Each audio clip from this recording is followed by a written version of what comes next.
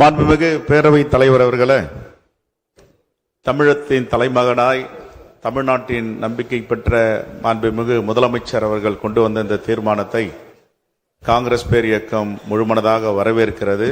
அவருக்கு நன்றி சொல்ல காங்கிரஸ் பேர் இயக்கம் கடமைப்பட்டிருக்கிறது.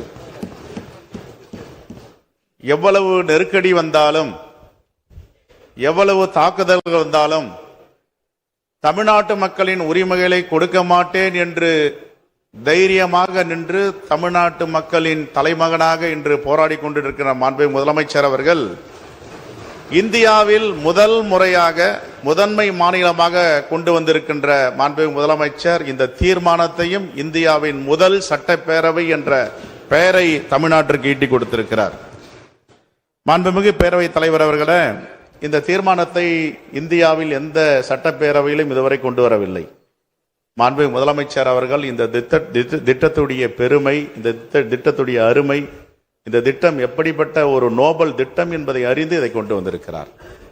தமிழ்நாட்டு மக்களின் நலனை யார் காட்டி கொடுத்தாலும் மறைமுகமாகவும் முகமூடி அணிந்தும் புதுடில்லிக்கு அடகு வைத்தாலும், ஆனால் தனி ஒரு தலைவனாக நான் தமிழ்நாட்டை காப்பேன் என்று உறுதியேற்கின்ற மாண்புமிகு முதலமைச்சருக்கு மீண்டும் நாங்கள் நன்றியை தெரிவிக்க கடமைப்பட்டிருக்கிறோம்.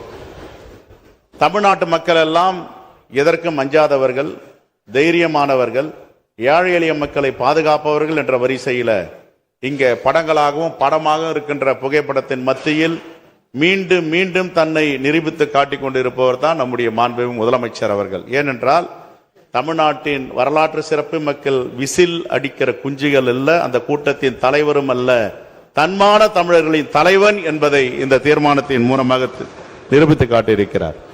இந்த சட்டம் இந்த சட்டம் கொண்டு வந்தது முதலில் UPA 1 ஆட்சியில் இருக்கும் பொழுது முத்தமிழறிஞர் கலைஞர், சீதாராம் யெச்சூரி பல தலைவரோடு ஆலோசித்து அன்னை சோனியா காந்தி அவர்கள் இந்த வரலாற்று சிறப்புமிக்க திட்டத்தை 100 நாள் வேலைவாய்ப்பு திட்டம் என்று சொல்லுகின்ற மகாத்மா காந்தி ஊரக வேலைவாய்ப்பு திட்டத்தை கொண்டு வந்தார்கள்.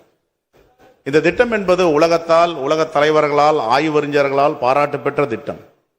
இந்த திட்டம் என்பது கொரோனா பெருந்தொற்று காலத்தில் WHO வேர்ல்ட் ஹெல்த் ஆர்கனைசேஷன் சொன்னது, சீனாவுக்கு அடுத்த மக்கள் தொகை கொண்ட நாடு இந்திய பெருநாடு, இந்தியாவில் கோடிக்கணக்கான மக்கள் செத்து மடியும் வாய்ப்பு இருக்கிறது என்று ஆய்வறிஞர்கள் எல்லாம் கட்டுரை எழுதினார்கள். ஆனால் கொரோனா பெருந்தொற்றுக்கு பிறகு இந்தியா எப்படி தப்பியது என்று அசீஸ் பிரேம்ஜி பல்கலைக்கழகத்தின் ஒரு ஆய்வறிஞர் எழுதினார். இந்த 100 நாள் வேலைவாய்ப்பு திட்டம் இல்லை என்றால் இந்தியாவில் கோடிக்கணக்கான மக்கள் செத்து மடிந்திருப்பார்கள். இந்தியாவை காப்பாற்றிய திட்டம் இந்த 100 நாள் வேலைவாய்ப்பு திட்டம் என்று பல ஆய்வறிஞர்கள் பிறகு கட்டுரை எழுதினார்கள். மாண்புமிகு பேரவைத் தலைவர் அவர்களே, இந்த திட்டம் உருவாக்கப்பட்டது எதற்காக? வாழ்க்கையில வறுமையின் கீழ் இருக்கின்ற ஒரு கூட்டத்தை கண்டுகொள்ளாமல் இருந்த நம்ம தேசம் அன்னை சோனியா காந்தி பார்வையில் பட்டது. இந்த மக்களுக்கென்று ஒரு திட்டம் தீட்ட வேண்டும். மகன்களால், மகள்களால், கணவரால் கைவிடப்பட்ட பெண்கள் ஒதுங்கி ஓரமாக நிற்கிறார்கள். அவர்கள் தன்மானமாக வாழ வேண்டும், தலை நிமிர்ந்து நிற்க வேண்டும், சொந்த காலில் இருக்க வேண்டும் என்ற அடிப்படையில் இந்த திட்டம் கொண்டு வரப்பட்டது. நான் இந்த திட்டத்துடைய அருமையை என்னுடைய தொகுதியில் நடந்ததை சொல்லுகிறேன். 2021 ஆண்டு கொரோனா பெருந்தொற்று, ஊரே ஒடுங்கி இருந்தது. எல்லோரும் அஞ்சு தன் உயிரை காப்பாற்றிக் கொண்டால் போதும் என்று இருந்தார்கள்.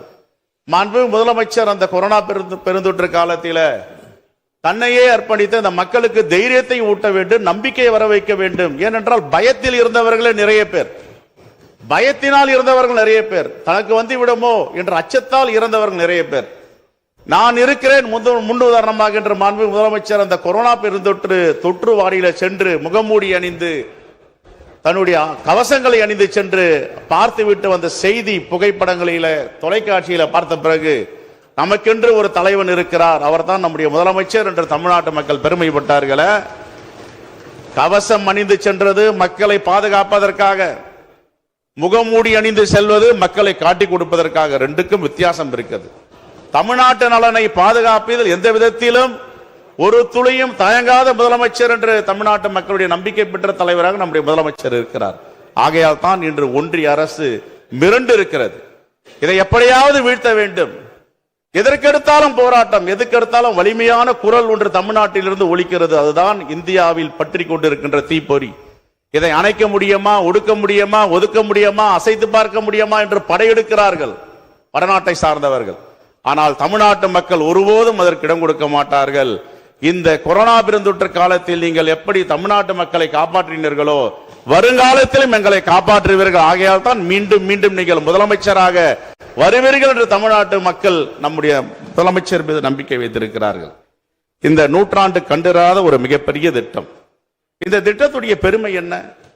நான் என்னுடைய தொகுதியில கொரோனா பெருந்தொற்றுக்கு பிறகு ஒரு மகன் இறந்து விட்டார். தந்தை இல்லை, தாய் மட்டும்தான். அந்த அம்மாவிடம் போய் துக்கம் விசாரிக்க செல்லுகிறேன். அந்த பெண்மணி சொல்லுகிறார், யாரும் இல்லை, எல்லாம் விட்டு சென்று விட்டார்கள், தனிமையில் நான் இருக்கிறேன். அந்த பெண்மணி சொல்லும் பொழுது, இந்த சேலை நான் கட்டியிருப்பது கலைஞருடைய மகன் முதலமைச்சர் பெயரை சொல்லி அவர் கொடுத்த சேலை பொங்கலுக்கு. இந்த சேலையில நான் முடிந்து வைத்திருப்பது சோனியா காந்தி அம்மா கொடுத்த 100 ரூபாய் திட்டம். என்னுடைய சேலையில முடிந்து வைப்பது 5000 ரூபாய்க்கு மேல் இருக்கிறது. என்னுடைய தன்மானத்தை பாதுகாப்பதற்காக கலைஞர் மகன் கொடுத்த சேலை, என்னுடைய வாழ்வாதாரத்தை பாதுகாப்பதற்காக இதில் முடிச்சு போட்டு வைத்திருக்கின்ற 100 ரூபாய் நோட்டுகள். இதுதான் வரலாறு. இதுதான் கிராம மக்களுடைய வாழ்க்கையில முன்னேற்றம் கண்டிருக்கின்ற அரசு நம்முடைய அரசு என்பதை அந்த பாட்டியின் மூலமாக நான் தெரிந்து கொண்டேன். மாண்புமிகு பேரவைத் தலைவர் அவர்களே, இந்த ஏற்றத்தாழ்வுகளை இந்த 100 நாள் வேலை வாய்ப்பு திட்டம் குறைத்திருக்கிறது. அங்க சாதி இல்லை, மதம் இல்லை, தமிழ் இனம் ஒன்றாக சேர்ந்து அனைவரும் இந்த 100 நாள் வேலை வாய்ப்பில் கலந்து கொள்கிறார்கள். நீங்கள் அந்த சாதி, நீங்கள் இந்த சாதியெல்லாம் கிடையாது.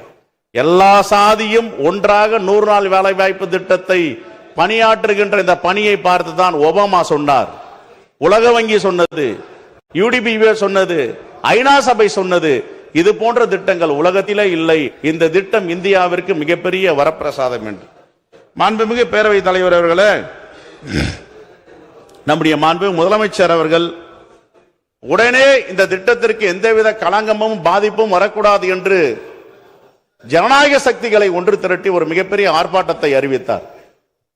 நான் நினைக்கிறேன் இந்தியாவில் முதல் முறையாக இதற்கும் வழிகாட்டியாக அந்த மாபெரும் மக்கள் திரள் போராட்டம் அமைந்தது.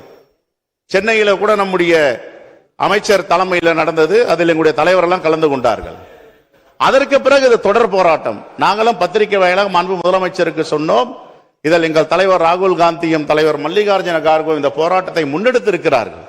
தமிழ்நாட்டில் நீங்கள் தலைமை ஏற்று ஜனநாயக சக்திகளை ஒன்றிணைத்து உங்கள் தலைமையில தொடர் போராட்டம் செய்ய வேண்டும். 13 மாதங்கள் போராடி எப்படி 3 கருப்பு சட்டங்கள், புதிய வேளாண்மை சட்டங்களை திரும்ப பெற்றோமோ, இரவோடு இரவாக நாடாளுமன்றத்தை மூடிக்கொண்டு மக்கள் யாருக்கும் தெரிவிக்காமல் ஜனநாயகத்திற்கு எதிராக 3 கருப்பு சட்டங்களை கொண்டு வந்தார்கள். விவசாய பெருங்குடி மக்களுடைய போராட்டத்திற்கு பிறகு அந்த 3 கருப்பு சட்டங்களை திரும்ப பெற்றார்கள். அதே போன்று இந்த சட்டத்தை உங்கள் தலைமையில திரும்ப பெறும் ஒன்றிய அரசு என்ற நம்பிக்கை இருக்கிறது. அப்படிப்பட்ட போராட்டங்களையும் இந்த தீர்மானத்தையும் நீங்கள் முன்னெடுத்திருக்கிறீர்கள். ஆகவே இந்த உரிமையை மீட்கும் போராட்டத்தில் மாண்பு முதலமைச்சர் வெற்றி பெறுவார் என்ற எங்களுக்கு நம்பிக்கை இருக்கிறது. 65% மக்கள் இதில் பயனாளிகளாக இருக்கிறார்கள். இன்கம் செக்யூரிட்டி, இந்த ஊரக மக்களுடைய வருமானத்தை உறுதி செய்கின்ற திட்டம் இந்த திட்டம். இதற்காக இந்த பெயர் மாற்றம். ஏற்கனவே நிதி சுமையை தாழ முடியாத அளவிற்கு மாநிலங்களுக்கு நெருக்கடி கொடுக்கிறார்கள். நீங்கள் பண மதிப்பிழப்பு கொண்டு வந்தீர்கள், மிகப்பெரிய தோல்வி. அதற்கு பிறகு ஜிஎஸ்டி கொண்டு வந்தீர்கள், 5 ஆண்டுகளுக்கு பிறகு ஒப்புக்கொண்டீர்கள். இது அதிகமான ஜிஎஸ்டியை நாங்கள் இந்திய மக்கள் மீது சுமத்தி விட்டோம், குறைத்துக் கொள்ளுகிறோம் என்று குறைத்துக் கொண்டீர்கள். 3வது புதிய வேளாண்மை சட்டம் எப்படி அவசரமாக கொண்டு வந்தீர்களோ, நூற்றுக்கணக்கான உயிர் இழப்புகளுக்கு பிறகு மீண்டும் திரும்ப பெற்றீர்கள். இப்பொழுது இந்த கருப்பு சட்டம் 40% மாநில அரசுகள் மீது நிதி சுமையை பாரத்தை ஏற்ற வேண்டும். என்ன காரணம்? இந்தியாவிலே முதன்மை மாநிலமாக ஜிஎஸ்டியை ரத்தமாகவும் வெறுமையாக சிந்துகின்ற தமிழருடைய வரியை நாம் செலுத்துகிறோம். அதற்கு உரிய பங்களிப்பை நமக்கு கொடுப்பதில்லை. இந்த பணம் எங்கு செல்லுகிறது? வட மாநிலங்களே, பாஜக ஆளும் மாநிலங்கள், உத்தரப்பிரதேசம், ராஜஸ்தான், மத்திய பிரதேசம், பீகார் போன்ற மாநிலங்களுக்கு இந்த வரி பணத்தை கொண்டு செல்லுகிறார்கள். நான் என்ன சொல்லுகிறேன் என்றால், இப்படிப்பட்ட உன்னத திட்டத்தை யார் யாரெல்லாம் பாராட்டி இருக்கிறார்கள்? ஒபாமா சொல்லுகிறார், அவருடைய G20 மாநாட்டில innovative successful model for rural employment and poverty reduction worth emulating of other nations, particularly the G20 meeting with the US official highlighting its positive impact on rural income and a crucial safety net during economical distress. இதை Obama பாராட்டுகிறார், உலக வங்கி பாராட்டுகிறது. இந்த UNDP என்ற தி United nation development program, இப்படிப்பட்ட திட்டங்கள் இந்த தேசத்திலே இல்லை என்று, உலகத்திலே இல்லை என்று சொல்லுகிறார்கள். வேர்ல்டு பேங்க் இதை பற்றி மிகவும் உயர்வாக பேசுகிறது. சரி, இவர்கள்லாம் பேசினார்கள். இந்த திட்டத்தை எந்த ஆட்சி கொண்டு வந்திருக்கிறது? ஒன்றிய ஆட்சி, அதோடைய ராஜகுருவாக இருக்கின்ற LK அத்வானி பேசியிருக்கிறார். அவர் என்ன சொல்லுகிறார் என்றால், தி மன்ரிகா 100 நாள் வேலைவாய்ப்பு திட்டத்தை சொல்லி which has the said helped empower rural people and review economic growth, million of poor rural household by ensuring 100 days employment of the per year with at least 50% of the worker getting the empowerment on the village என்றார். இதை விட யார் சொல்ல வேண்டும்? அதற்காக தான் நாங்கள் சொல்லுகிறோம், மாண்புமிகு முதலமைச்சர் எடுத்து வந்த இந்த திட்டத்தை, அன்னை சோனியா காந்தியின் கனவு திட்டத்தை நேற்று கூட எங்கள் தலைவர் ராகுல் காந்தி அவர்கள் மக்கள் மன்றத்தில் பேசியிருக்கிறார். இதை ஒருபோதும் திரும்ப பெறாமல் நாங்கள் ஓய மாட்டோம், தொடர் போராட்டங்கள் நடத்துவோம், வெற்றி பெறுவோம் என்று மீண்டும் ஒருமுறை மாண்புமிகு முதலமைச்சருக்கு காங்கிரஸ் பேரியக்கத்தின் சார்பாக நெஞ்சார்ந்த நன்றியை தெரிவித்து, உங்கள் தலைமையில் தமிழ்நாடு ஒளிரும், நிமிர்ந்து நிற்கும், இதில் நாம் வெற்றி பெறுவோம். யார் தமிழ்நாட்டை எந்த வகையில் காட்டி கொடுத்தாலும் மக்கள் அவர்களுக்கு தக்க பாடத்தை புகட்டுவார்கள் என்று சொல்லி விடைபெறுகிறேன். வணக்கம். மாண்புமிகு உறுப்பினர் RB உதயகுமார் அவர்கள்.